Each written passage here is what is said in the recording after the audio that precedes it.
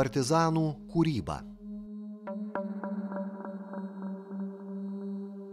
Žvilgėdama papuošalais iš stiklo ir kristalo, skambiom sidabro kurpėm čiuoždama, graži kaip pasaka ir kaip mirtis nubalus, atėjo mūsų šalin žiema.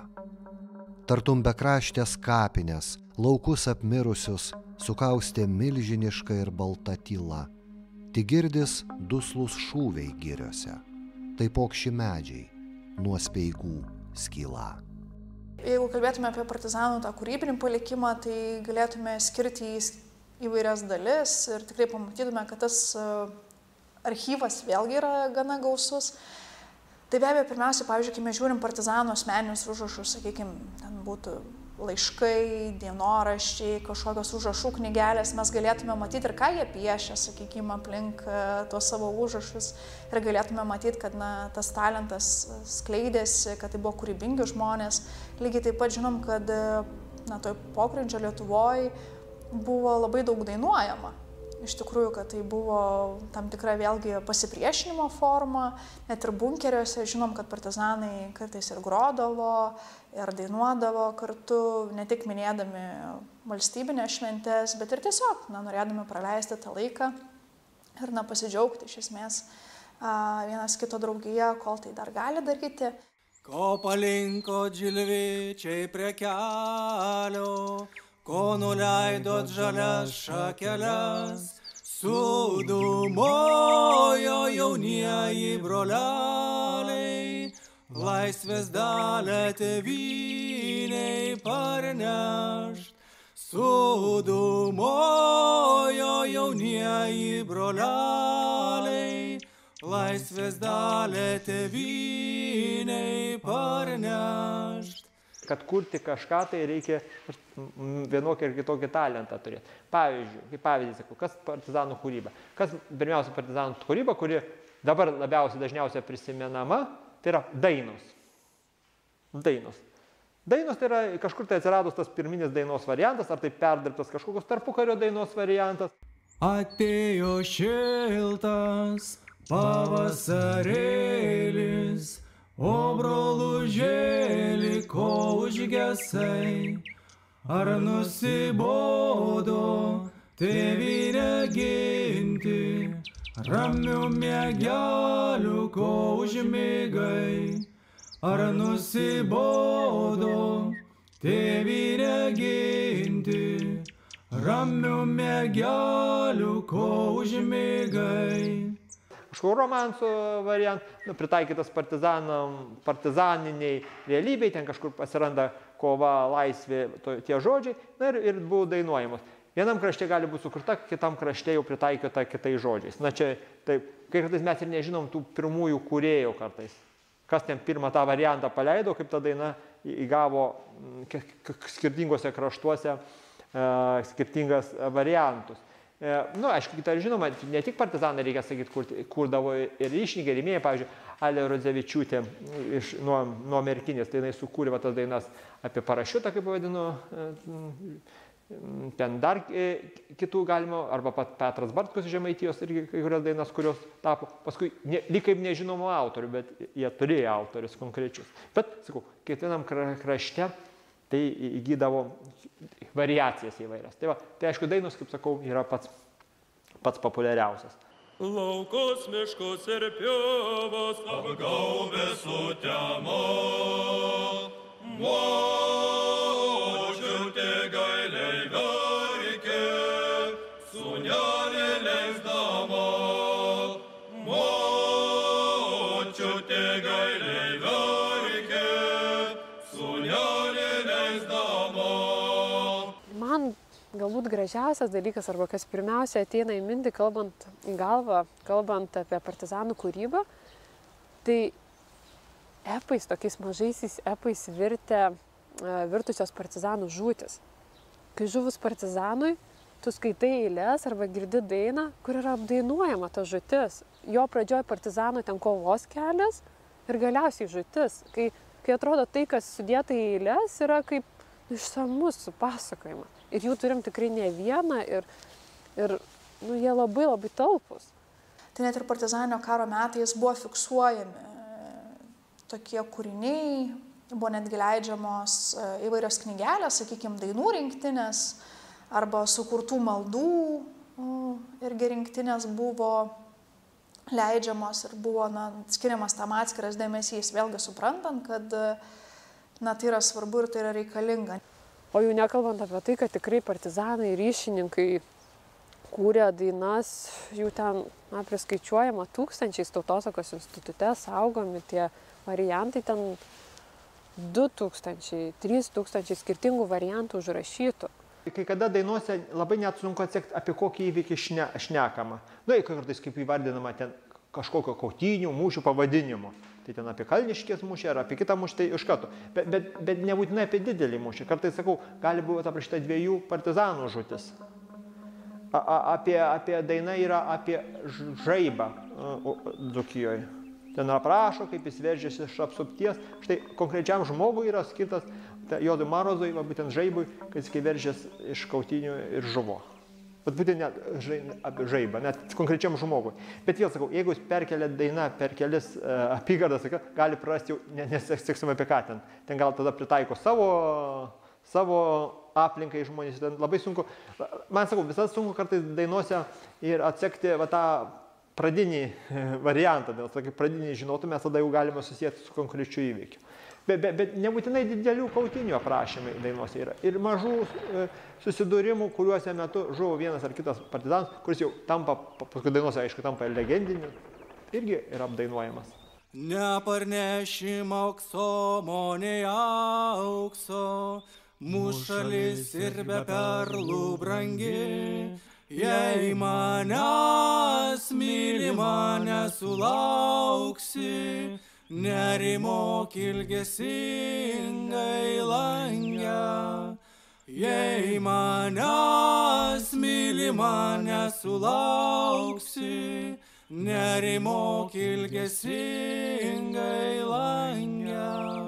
Ir jas mokėjo, jas žmonės tikrai mokėjo.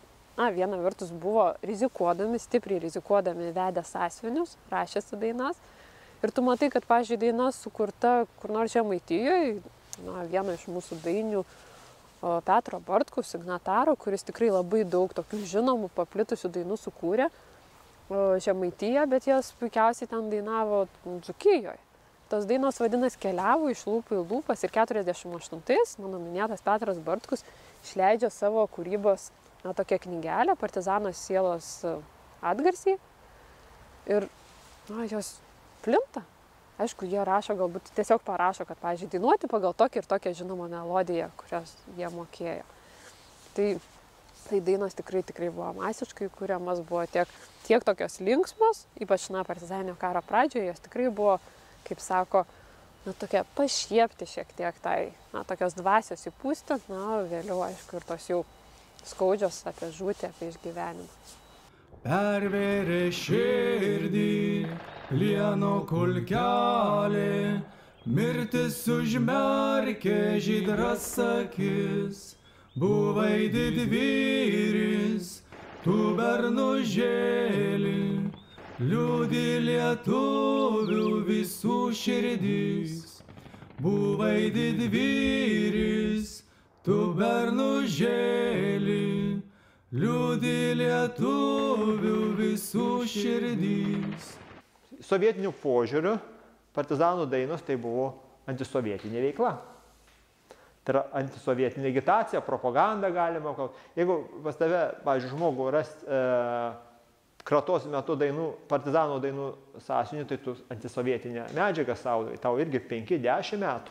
Čia yra, kaip aš visada tokį pavyzdį sakau, ar pas tave ras šovinių sauja, ar partizanų atsišaukimų, dainų ir lapelių. Tai bausmė ta pati. Tai yra, čia yra sovietinis stalinizminis laikotarpis. Bausdavo, kas dabar mums atrodytų, kas čia tokio. O tuo laiku sovietų valdžia žiūrėjo į kiekvieną įtarimą turėjo kiekvieno žmogaus, kuris netaip pasako, netaip masto, netaip netgi bandau spėti, ką jis galvoti. O jau radimas partizanų dainų rinkinių pas žmogų, tai jau čia, kaip sakyti, įkaltis jo byloj. Dabar tikrą rojų matom, viską griaudami jį statom, soclenktynės, soclenktynių, griaukime iš paskutinių, girkim Staliną mūsų vadą ir laižykime jam padą. Partizanai turi irgi humoro jausmą ir tuose dainuose buvo pašiepiama, apskritai pašiepiama sovietinė realybė. Priekiai su Stalinu pačiu, ten aišku jis perdėm karikatūriškai, pašiepiančiai, su ironija ir visą kitą. Bet aš ką noriu dar pasakyti, partizanai galėjo savo leisti tą dalyką. Tiesiog jie viduje laisvi šito buvo. Sovietai, kai paimdavo, reikėdavo išverstas dainas, jie net nedrįsdavo vertime paminėti Stalino vardo. Tai sako, jeigu iš rusų kalbos išvertus, nepagarbiai atsiliepė apie vieną iš partijos ir vyriausybės vadovų. Kad jų jau interpretacijos nebūtų, nes jau, sako, bijojo to diktatoriaus vardą net paminėti, ypač stalinizmo metais. Jie nedrįsdavo net paminėti. Tada, aišku, kitas dalykas, dar pašiepiančio dainos apie tą, net pats tokią drulijadą, kaip pavadino, kaip Kostas Kubilinskas buvo partizanų gretose, aišku, jau buvo užverbuotas, bet jis irgi kūrė kūrinį tokį, poemą tokią, taigi net pavadimas pats, Raudonasis rojus. Čia jau pati realybė, ten kolchozai apie visokius tremtį. Taigi ten yra būtent, o labiausiai, aišku, tokiais įspūdingiausias dalykas daryta, tai yra įvairios partizanų karikatūros, kur ten Stalinas nupieštas pašiepiančiai, arba visa tas sovietų valdžia, sovietų pareigūnai, viskas stribai ir visai kitą. Ir štai suima mūsų tadą. Tadą tuo įstoti veda, tadą visiškai nekaltą veža ten, kur baisiai šalta. Taip pas mus jau sutvarkyta. Turim ėsti vienas kitą. Jeigu kito tik neskūsi, tai tu liaudies priešas būsi. Jeigu kito tik neėsi, tai tu pats vorkutoj dvėsi. Tai va, tas humoras, mano manio, irgi labai svarbus buvo partizanams. Nuo tos realybė, kad ją pažiūrėti per ironijos, per juoko formas. Žodžiu, Stalino ir pašiepimas dainuose, ar ten Stalino pašiepimas kaip to simbolio tos sovietinės sistemos, tai yra tikrai dažnas buvo. Jeigu kalbėtume apie partizanų karikatūras, matytume, kad visa gausa karikatūrų, kur yra pajuokiami, sakykime, stribai arba bendrai sovietinis režimas, tai vėlgi yra stiprus kūrybinis palikimas, kuris rodo tokį priešiškumą be abejo ir tai sovietiniai santvarkai, bet taip pat ir atspindi to meto žmonių nuotaikas arba netgi formuoja jas, nes ta partizanų kūryba, aišku, jinai turėjo veikti ne tik pačius kovotojus, bet ir žmonės, civilius asmenius, kurie, sakykime, kai kuriais atvejais turėdavo rinktis galbūt tą pusę ir žiūrėti, ką jiems palaikyti arba formuoti savo santykį su primesta santvarka. Turim tą tokį gražų pavyzdį, kadangi daug metų ta partizanų kova vyko, daug žmonių joje dalyvavimo, tai turim nuo tokio visiškai, nemenkinant, bet tokio buitinio kūrybinio, satyrinių kūrybinių tokių eilėraštukų, iki tikrai aukšto lygio kūrinių, kur pirmiausia į pirmą vietą ateina ta mintis statyti Bronių Krivicką kaip kūrėją, kaip epo net mintis sumanymas sukurti. Ir visa tai sustingime nerymo, nes nebaigta dar valanda kūrimo, nes tebegaudžia atkakli kova. Seni pasauliai keičias palengva, ar laikui bėgant visiškai suyra, ir vėl naujų pavydalų išnyra, kaskart skaidriau, skaisčiau bedegdami, kaskart tikriau mane apreikšdami. Kitas kūrybos dalykas tai yra poezija. Kuri irgi gali virsti dainom, gali ir nevirsti dainom. Čia jau priklauso. Aš Bronius Krivickas, žymiausias jau partizanų poetas. Nuo Biržų krašto, štai jisai srities štabe dirbo, spaudą leido, štai jis paliko Diana Glemžaitė, partizanų poetė. Tas manėtas Petras Bartkus, aukštyje Urbonas Lakštutis. Ir dar galėčiau vardyti jau tos žinomesnius partizanų poetus, kurie paliko partizaninių eilių posmus. Aišku, ta realybė atspindėjo, reikia pripažinti, kad tie eilėraščiai ir tos dainos tokią minorinę gaidą turėjo, liūdną gaidą. Buvo saulė netoli laidos, jam šešėliai švelnus ant kaktos, Paspaudimas rankos jo tvirtos ir toks liūdnas balsas nuojautos, niekad niekados jis daugiau tau rankos nepaduos. Ir išsipildė mano mintys tos. Na, realybė tokia, dažnai minamos ir žūtys buvo, bendražygių žūtys, apdainuojame žūtys, man tokia lyg prisiminėm Antaninos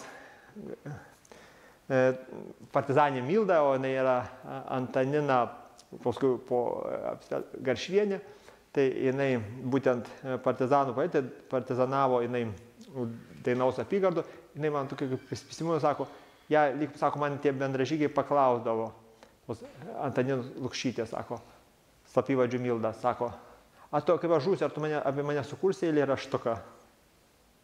Nu, žodžiu, net jie jau lyg taip norėdavo, čia turbūt ne jokio forma, bet tiesiog, va, taip, ar tu mane sukursi eilėraštą, kaip aš žūsiu? Na, va, tiesiog, va, netgi iš to šūnų, matot, kad net įpareigojimas toks buvo, kad apdainuotų paskui.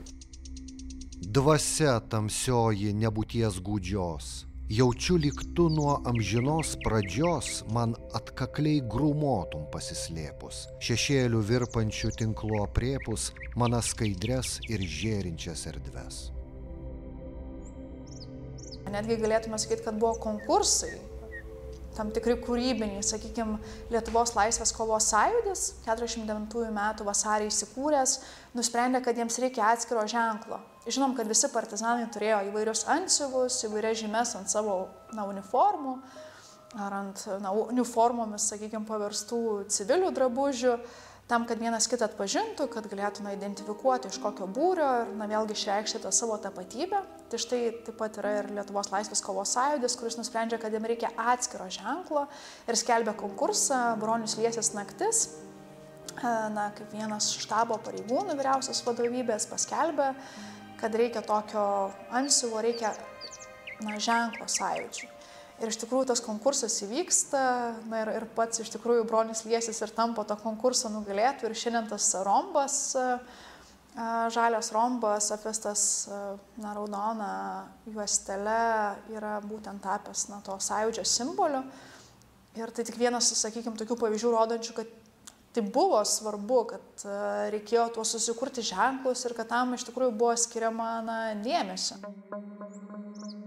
Tauta pakilo į kovą gindama savo žmogiškąjį vertingumą, gindama tai, kas visiems laisviesiems ir doriesiems žmonėms yra brangu. Tuo ji pasirodė kaip kilnus ir vertingas žmonijos bei tautų bendruomenės narys. Tuo ji įnešė savo indėlį į bendrąją žmonijos kovą dėl laisvės ir žmoniškumo idėjų.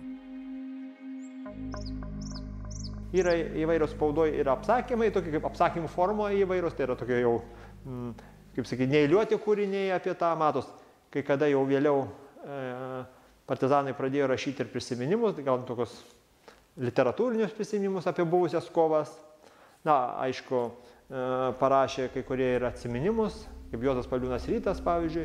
Na, čia buvo netgi toks bendra dalykas, kad slėpti archyvus, įamžinti buvusias kovas, sudaryti žuvusių sąrašus, va čia toks irgi tvarkė. Bet va kiti virto, tai yra ir kiti rašė, aišku, dienoraščius, bet irgi dienoraščiai, irgi galima kaip kūryba, bet tokia realistinė kūryba, sakysim. Bet man tik stebiuos, natūraliai, kai dabar stebiuos, to laiku gal nereikėtų per daug stebėtis. Bet štai, Balio Vaičėno iš Aukštaitijos dienoraštis, ypač 44, prie užrašo dienos nieko. Lyg atrodo, tą dieną nieko nevyko. Jam tą dieną nieko svarbaus nevyko. Ir daug tokių nieko, arba ten nieko. Nu, tokiu, arba kažkokie trumpi žodeliai. Nu, paskui jau, kuo labiau partizanavo, turbūt ta patirtis auga ir ta tekstai kiekvienos dienos pradeda ilgėti, ten proporcingai, to dienoraštį. Na, kiti, sakau, ir dienoraščiai, aišku, nelygus. Vienas užfiksuoja, ką mačiau, ką girdėjau, ką pasakė, aišku, šifruojant ten slapyvardžiais, viską ten atvirų tekstų niekas nerašo. Daugiau apie tokią tą buitį rašo. Tai, apie buitį, tai mes dabar sužinome apie tą buitį, būtent iš tų dažnai dienoraščių, tokių autentiškų paliudimų. Na, jeigu Liongino Baliukevičiaus Dzūko paimtum Dainos apygardą, tai jis jau daugiau į tokius filosofinius apmąstymus nuėjo savo dienoraščiuose apie ateitį, praeitį, dabartį. Na, čia vėl, turbūt nuo žmogaus charakterio, ką jisai norėjo tose savo raštuose, toj savo kūryboje jis ir perdavė. Na, kaip kiekvienas kūrėjas, perduoda tą, kas jam, kas ant dūšios guli tuo laiku. Ir klausanas istorikas, iš kur sėmėsi savo ištvermės ir jėgos 10 000 partizanų, kurie geriau pasirinko mirtį negu baisiąją priešo vergyją. Iš kur sėmėsi savo jėgų pavergtieji, kurie geriau pasirinko kankinio vainiką negu išdavystę. Ir ieškodamas atsakymų į tuos klausimus, jis sutilia pagarba turės nulenkti savo galvą prieš mūsų tautos nepaprastą dvasinę didybę. Prozos kūrinių yra kurta, čia jau mano minėto Broniaus Krivicko, jau tie, kas galbūt buvo labiau prisilietę prie tos literatūros, jau iš anksčiau, bet realiai partizanų spaudoje, kiekvienam leidinėlį rastumėm tokių pasvarstymų, pamastymų, kūrinių kažkokių atliepiant to meto tas aktualijas. Laukus, miškus ir pievas apgaubė sutema, močiutė gailiai verkė, sūnelio laukdama. Močiutė gailiai verkė, sūnelio